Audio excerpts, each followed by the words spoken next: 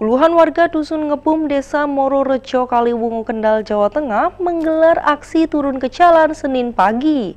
Aksi menghadang bus karyawan dan blokade ini dilakukan warga lantaran merosotnya pendapatan para pedagang yang mencari nafkah di lokasi pemberhentian bus karyawan PT Kayu Lapis Indonesia. Puluhan warga dan pedagang yang berjualan di lingkungan PT Kayu Lapis Indonesia yang berada di Dukuh Ngebum, Desa Mororejo, Kecamatan Kaliwungu, Kendal, ratusan warga ini menghadang bus karyawan yang akan masuk dalam pabrik. Warga memblokade pintu masuk agar tidak bisa dilalui karyawan PT Kayu Lapis Indonesia. Mereka melakukan penghadangan sambil membentangkan poster dan spanduk.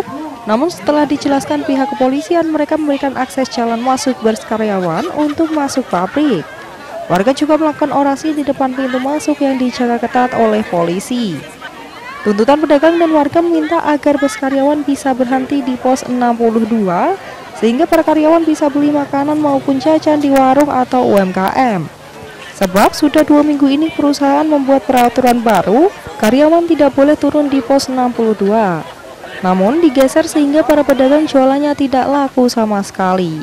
Utamanya kita adalah bis yang tadinya kebijakan pertama adalah bis Kayu Lapis yang masuk perusahaan yang berangkat masuk jam 7 pagi, selama ini turun di pos 62 dengan kebijakan baru, aturan baru bis berhenti di pos 62. Dan kami sebagai pedagang desa Dukuh Ngebum merasa keberatan dengan kebijakan itu karena kami, ekonomi kami merosot gratis penjualan kami, sehingga kami di antara kami banyak yang nangis karena tidak bisa makan. Perwakilan manajemen Kayu Lapis Indonesia, Benedictus Boku, menyampaikan bahwa perusahaan tadinya membuat aturan baru demi ketertiban karyawan, namun ternyata menjadi dampak buruk pada pedagang.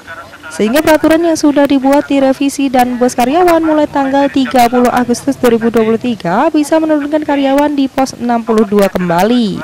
Namun bagi karyawan yang turun di pos 62 hanya diberi waktu sekitar setengah jam agar tidak mengganggu jam kerja mereka sehingga perusahaan tidak dirugikan.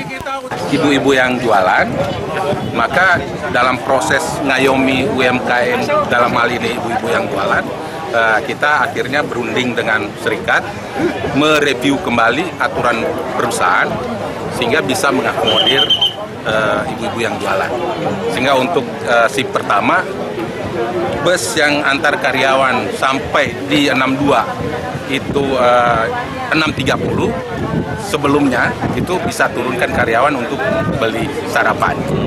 Benedictus berharap dengan telah tercapainya kesepakatan ini dapat menguntungkan kedua belah pihak, baik untuk mengayomi UMKM warga maupun untuk menertibkan dan mendisiplinkan karyawan PT KLI. Irfan Wahyu Saputra, Semarang TV.